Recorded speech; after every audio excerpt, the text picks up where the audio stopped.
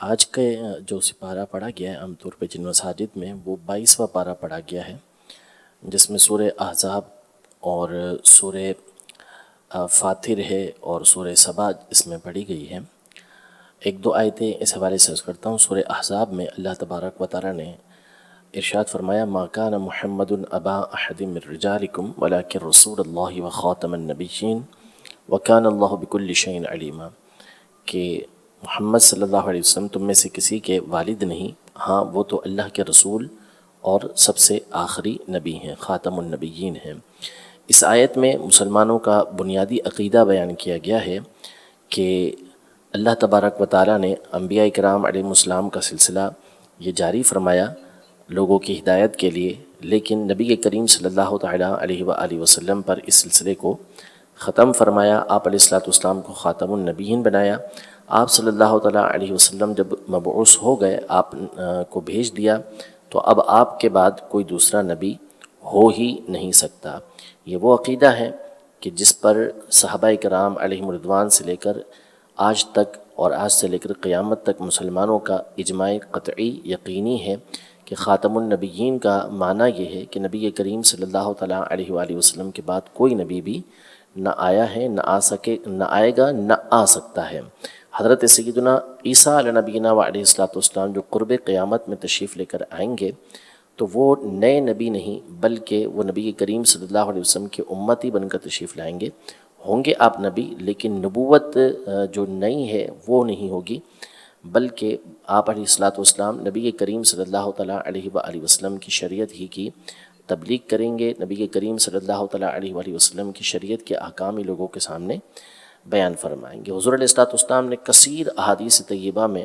اپنے خاتم النبیین ہونے کا تذکرہ فرمایا، اور ایک مثال کے ذریعے اس کو واضح فرمایا کہ تمام انبیاء کرام علیہم السلام کی مثال ایک خوبصورت گھر کی طرح ہے کہ لوگ جس کو دیکھتے لیکن اس میں ایک اینٹ کی جگہ باقی تھی، اور پھر فرمایا کہ وہ اینٹ کی مثال اپنی دی کہ جب مجھے بھیج دیا گیا تو وہ مکان مکمل ہو گیا، اب اس میں کسی طرح کی کوئی جگہ باقی نہیں رہی۔ تو یہ عقیدہ ذہن نشین ہونا ضروری ہے، اور یہ اسلام کا، ہمارے دین کا بنیادی عقیدہ ہے۔ اس کے بغیر ایمان کامل نہیں ہوتا۔ جس طرح نبی کریم صلی اللہ علیہ وسلم کی نبوت پر ایمان ضروری ہے، اسی طرح نبی کریم صلی اللہ علیہ وسلم کے خاتم النبیین ہونے پر ایمان ہونا بھی ضروری ہے۔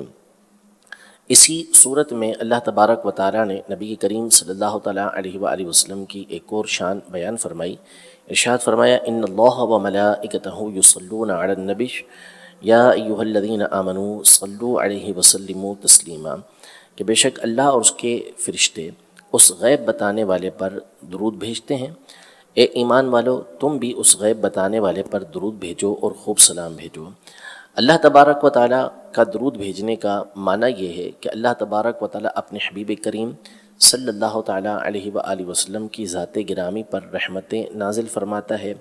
فرشتوں کے درود بھیجنے کا مطلب یہ ہے کہ وہ اللہ تبارک و تعالیٰ کی بارگاہ میں نبی کریم صلی اللہ علیہ وسلم پر درود بھیجنے یعنی رحمتیں بھیجنے کی عرض کرتے ہیں، اور اسی طرح ایمان والے جب درود بھیجتے ہیں تو اس کا معنی بھی یہ ہوتا ہے کہ وہ اللہ تبارک و تعالیٰ کی بارگاہ میں عرض کر رہے ہوتے ہیں کہ اللہ عز و جل ہمارے آقا صلی اللہ تعالیٰ علیہ وسلم پر اپنی رحمتیں نازل فرما۔ درود پاک کے بہت سارے فضائل، بہت سارے لطائف اس میں نکات بیان کیے گئے ہیں۔ ایک مختصر سی بات اس حوالے سے یہ کہ نبی کریم صلی اللہ تعالیٰ علیہ وآلہ وسلم پر جب درود پاک پڑھا جائے تو اس میں فقط حضور علیہ السلام کی محبت اور آپ صلی اللہ تعالیٰ علیہ وآلہ وسلم کے حق کو پیش نظر رکھتے ہوئے درود پاک پڑھنا چاہیے۔ علماء نے درود پاک کی دو جہتیں بیان کی ہیں۔ ایک جہت یہ ہے کہ درود پاک جب پڑھا جاتا ہے تو اس کا مطلب یہ ہوتا ہے کہ بندہ اللہ تبارک و تعالیٰ کی بارگاہ میں حضور علیہ السلام کے لیے رحمت کی دعا کر رہا ہوتا ہے کہ اللہ تعالیٰ رحمت نازل فرمائے، اور دوسرا بندے کا درود پاک پڑھنا یہ عبادت ہوتا ہے۔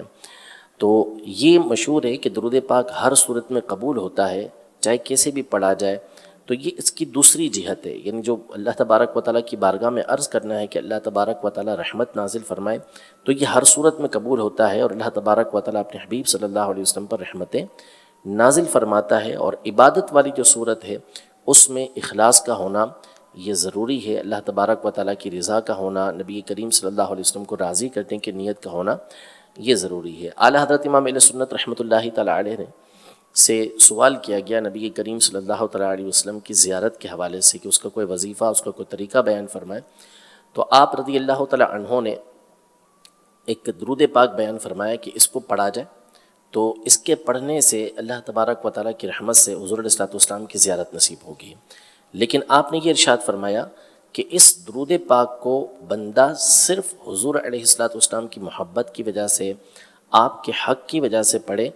باقی رہی زیارت تو وہ ان کا کرم ہے، وہ خود ہی عطا فرما دیں گے۔ تو درود پاک پڑھنا چاہیے، نبی کریم صلی اللہ علیہ وسلم کی بارگاہ میں خوب درود پاک پڑھنا چاہیے، چلتے پھرتے درود پاک پڑھیں، لیکن اپنا ایک وقت مقرر کر لیں جس میں توجہ کے ساتھ، محبت کے ساتھ، مخصوص تعداد میں نبی کریم صلی اللہ تعالیٰ علیہ وسلم کا تصور کر کے، یا کم از کم نبی کریم صلی اللہ علیہ وسلم کے روضہ اقدس کا تصور کر کے درود پاک پڑھا کریں۔ انشاءاللہ تبارک و تعالیٰ اس کی برکتیں حاصل ہوں گی۔ رب تبارک و تعالیٰ ہم سب کو قرآن کے احکام پر عمل پیرا ہونے کی توفیق عطا فرمائے۔ آمین بجاہ النبی الامین صلی اللہ تعالیٰ علیہ وسلم۔